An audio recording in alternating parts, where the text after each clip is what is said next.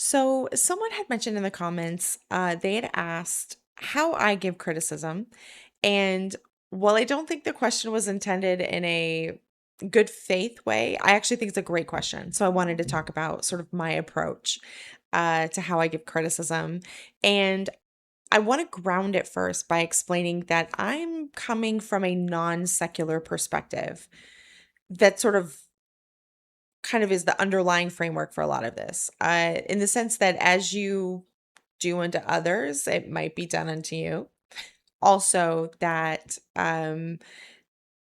there that the words that we speak over people can have a kind of power, that they can even be curses or a blessing.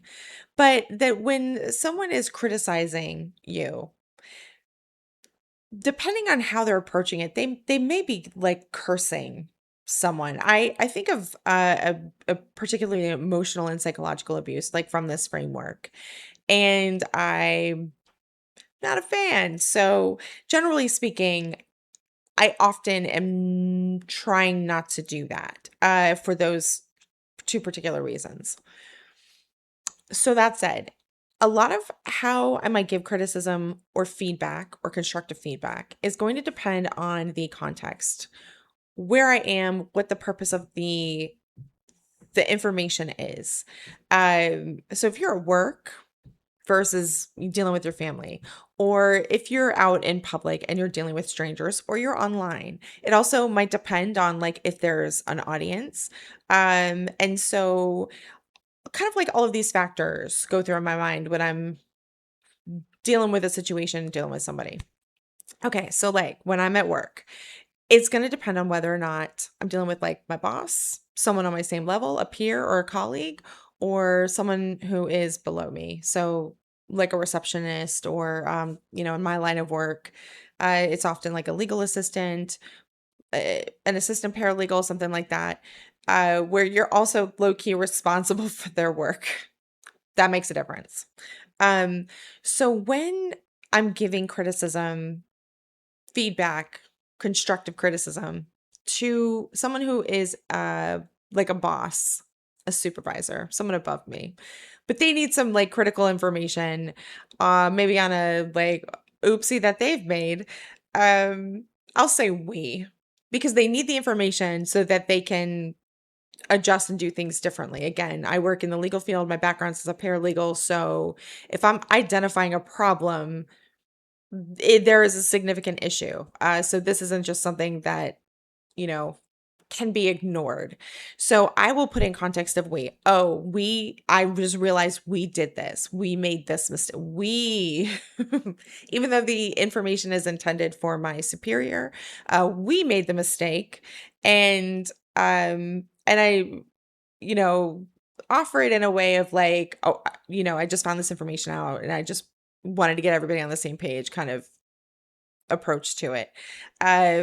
I'm not trying to tell them anything in the sense of like putting myself above them in the hierarchy. Um, at the end of the day, their name is the one that's signed to a motion. They're the ones who have to explain themselves to a judge. So they need the information, but also I'm not trying to make them feel as if I'm criticizing. It's like, oh, here's a problem. This is more of a problem solving approach, but it's we. If it's a peer or a colleague, I'm usually going to approach it from oh, here's this thing I caught. I just want to let you know. It's just very factual, information providing, um, and just generally from a sense of like, oh yeah, we all make mistakes. So it's not, um, we're not having like an extended discussion about it. This is somebody that's on my same level who generally is going to have my same level of knowledge and experience. We are equals, and so I'm just going to give them the information so they can do whatever it is they need to do. If it's someone below me, that's generally when I'm going to give more of an explanation or a lecture. Um, it's going to come from a more educational perspective. I want to explain what not only what the mistake was, but sort of why we do things the way that we're doing them. Why the approach is like important and necessary. When people, especially when they come into the legal field, there's a lot of background information approaches that are not normal to how people think in general. And so I'm trying to help them understand there's a different way to approach, you know, information, situations, people, etc. when you are in that legal context, and they need that background. And also I'm responsible for their work. So we got to have that discussion. If you are dealing with someone in your family, that's going to depend on whether or not you're dealing with someone who is abusive or a safe person. Like, are they safe, unsafe? Do we act abusively or do we not act abusively? Because someone who's acting abusively is often someone who does not have self-awareness. They, regardless of whether or not they think that, they're right, they may legitimately be factually wrong quite a lot of the time. This person may not literally be able to take in this information. And it just is going to depend on your personal kind of like assessment of this person. I've had abusers that I've said things to where things have landed, and I've had things where they have not. And then there's also, of course, the danger that you're educating them and you're making them a better abuser, and that they will then take these ideas and use them against you. So generally speaking, that's why I orient toward, on the subreddit and also on the channel. Oh, let's identify if we're dealing with a safe person, and based off that, kind of decide how we want to pivot. Also, it helps to be correct. Because if you're telling people things and they aren't correct, if they have any kind of modicum of like self-preservation, they're gonna be like, no, you're wrong. And then now you're just doing this. So it's very context dependent, and obviously you don't want to give abusers more ways to abuse you. Highly, highly do not recommend. Now, there are situations where you're dealing with what I would think of as a tricky person. So my son's father, for example, who has engaged on behaviors on the spectrum of abuse, um, has been an abuser, but it's hard to explain. Kind of lighter on the spectrum, I would say. So there were some times when I needed to talk to him about like things that he was doing with our child that weren't appropriate. And I do love like appropriate, not appropriate in terms of language, versus like, you're bad, because that immediately gets people's defensiveness up. But essentially, he had a history of being highly hypercritical of our child. And yeah, behaviors on the spectrum of abuse, of emotional abuse, but like not all the way. You know what I'm saying? Like how extreme it is gonna. I don't I don't know that I would call it like so extreme. But it was certainly present. So when I was like, okay, how do I approach this with this person? Because our son's safety is like my primary paramount concern. What I wanted to do was start with the least invasive way to get this information to him, and then leave myself room to escalate to more forceful methods. So my default might be to just do like a drive-by where I just like kind of drop the information and then I'm out. So it might be something like, hey, I've noticed XYZ, and I just thought I would bring it to your attention. Here's some like thoughts that I had, and you don't need to decide anything about it like right now. I just wanted to kind of like leave it on your plate and like let it marinate, see what you think. However, if he was doing something in the moment that was emotionally abusive, I would come in hot, and just a lot more forceful. Trying to be assertive without being aggressive, but also like, I'm going to leave myself room to be aggressive if I think that it's warranted. Again, I like to leave myself all the tools. I prefer not to use those tools, but I will if I decide that I need to. So I just, in general, I think just not being in the situation in the first place is our best option. And I do often quite use quite often use like parenting language to talk about when people have done things that are not their best option. This is not our best option. Let's make our safe choices. XYZ was appropriate or not appropriate. I guess that's more of a legal one, but just trying to bring ideas to somebody in a way that leaves them room to think about it, but also like plants the seed that hopefully bears fruit later. Because the thing is, if you tell somebody something accurate, it lives rent free in their head. It reality does the work for you. And so I want to offer the information in as least intrusive a way as possible, but there I may then need to escalate depending on what the deal is. Now, when you're dealing with the public, there have been times. So when I was a stay-at-home mom, we often were out in public spaces so that my son could like run around and play with other kids.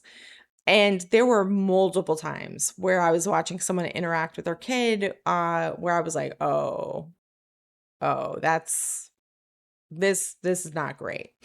And obviously, I'm a stranger, and no one really wants to be criticized over their parenting. And so, what I would do is I would tell a story about me. I would identify what I thought was the potential issue, and then I would talk about a time that I had struggled with that, and what I had realized, and where I eventually ended up with it, and what I decided to implement like in my life, or like ways that I changed my mind about it. I tried to be like very kind of like radically honest, with the hope that it planted a seed that their subconscious may take on and then might grow fruit at some point. Uh, Generally speaking, though, it was more like I'm observing a pattern of behavior, but it's not to a level where I'm like deeply concerned, like, oh no, this child is in danger when they get home. There has been one incident where that did occur, and I did say something in public, and it wasn't actually to the parent, it was to the child, where I basically just said, you know, how she's treating you is not okay. You don't deserve this. And I tried to do it again because saying something to someone's kid in public is, boy, is that you got to be real sure that you're making the right call there. But I knew that if I didn't say anything in that moment, that would haunt me for years. And so that did end up being like an actual confrontation, which I already knew it was probably going to head in that direction anyway, based on what I was seeing. So I made that personal calculus to take that risk. But I want to say I grew up in not safe neighborhoods. I live in a not safe neighborhood, or at least what at this place I did. And so, I've got that background of like, okay, how am I going to deal with this person? What's the likelihood of a weapon or a gun, etc. I do not recommend that most people do this at all. Like if you don't have like innate faculty in the area you're at for dealing with a situation, like you know. So I don't generally recommend that. I did it. I did it. But that can go sideways very quickly. Anyway, so the other thing too is then there's like people online. Now, and I should have said this earlier, there's a difference between criticism, constructive feedback. Like we could think of it as like a spectrum. We can swing, we can be more toward the criticism, we can be more toward the constructive feedback. In general, I try to orient toward constructive feedback. However, if you're online, you might be dealing with somebody who is they're being an asshole online. I generally like to meet people at the energy that they're at, or maybe like a step or two lower, or just be very like straightforward, and then I have room to either escalate or I have room to de-escalate, I can shift to empathy or I can shift to being more confrontational. Um, but generally speaking, I like to leave myself like some options. I don't like to take stuff off the table. And yeah, so I had an incident where there was a guy who was going into abuse subreddits, victim subreddits, and he was telling victims to kill themselves. I shifted hard into counter trolling confrontational mode. Again, so I like to leave myself the options, and I follow this guy across like the multiple subreddits he was doing it. And basically, a lot of the time, if there is, I believe, an unsafe person, I will I will be like a lightning rod and I will take their focus. So I would go into these, I mean, like, yeah, you report the comment, but what if the moderators are asleep? Like, you don't know. So this is an active present situation. I would alert the person, the victim who had made the post, hey, don't worry about this. I've got this. You don't worry about this. And basically I just blasted it. I was like, I'm setting aside my night, buddy, you have my full attention. This is what we're going to be doing right now. And so he ended up saying, and I mean, I was just like, I was snarky, I was being rude, I was, like, if generally speaking, if someone if starts off being like rude and condescending, I'm like, but I'm making that calculus of like, okay, we have an audience to the discussion. How do I want the audience to perceive it? And in this particular situation, I wanted the audience to perceive like, oh, this is a person who's coming to the defense of this victim. So he ended up basically going like, oh, this ended up being like fun. And I was just like, okay, in my mind, like, come on, buddy. You're enjoying like the confrontation, like that should be maybe we get some self-awareness about this. So he did all his accounts ended up getting banned. Like I was reporting as I went, of course. And you're not generally supposed to stalk someone across multiple subreddits like that. But at that point, I'm on high alert because, again, he's telling victims to kill themselves. And I'm like, no, no, this is not safe behavior. We're not doing this. And the thing is, his attitude was like that it was like fun. He was having fun. This is like this fun thing he was doing. It's just words online. It doesn't mean anything. Whatever. It's just funny. Haha. There are people who don't think their words mean anything. They don't see the person on the other side of the screen as another human being. Um, or, I've had other interactions with people that are like, it's just this thing I do to like entertain myself and, to waste some time online. Like what? They don't think that what they don't think that their words should be taken seriously at all, even as they are saying some very serious type of things. And so, yeah, yeah. On a side note, people who can't entertain themselves, often really love sarcasm and also love doing shit like this. They use other people as methods of entertainment, and that makes me very wary. And I stay away from those people. Like, I don't. Oh, you got to prank somebody because you're bored. That says something about you. So anyway, it truly is going to depend, in my opinion, from my perspective, on the context of the situation, whether there's third parties, whether or not I think this person is self-aware, whatever's happening in the moment. And the other thing too, sometimes you don't know until like your multiple comments and, oh wait, this is like the kind of thing that I'm dealing with right now. I did not know this information when we started. So generally speaking, for most people, I don't recommend getting into um a situation where you're having to offer criticism. If I find myself in a place where I'm starting to mentally be very critical of somebody, that's my cue for me to go, oh, okay, I need to be spending less time with this person, or maybe not even being in this relationship dynamic. So for example, I had a friend and she was such a boundary violator. And so I was biting my tongue and I got to the point where I was like, I'm getting to the point where I don't respect her anymore. And I have a lot of criticisms. but I don't feel like I'm in a position to say those things because, you know, you just can't like do that at everybody. I also don't want to be defining toward people like in that Patricia Evans identified sense where, an unsafe person comes in and defines you to yourself. So I to myself can recognize, oh, this person is a boundary violator. But I don't want to come in and tell her you're a boundary violator, right? Like now I'm defining her to herself. I'm more likely going to identify behaviors. Like I've seen you violate boundaries. And that's the other thing too, is I more prefer to put things into the past tense versus the present or future tense. You have been a boundary violator. I have seen you doing these things. That said, if someone is being abusive, I'm not saying that you can't call them abusive or an abuser. I firmly believe in the right of victims to determine, oh, this unsafe person is being an abuser to me, and you get to say that. I'm just saying for me personally, especially if it's more of a run up behavior. You'll see me more say things like acting abusively versus you're an abuser.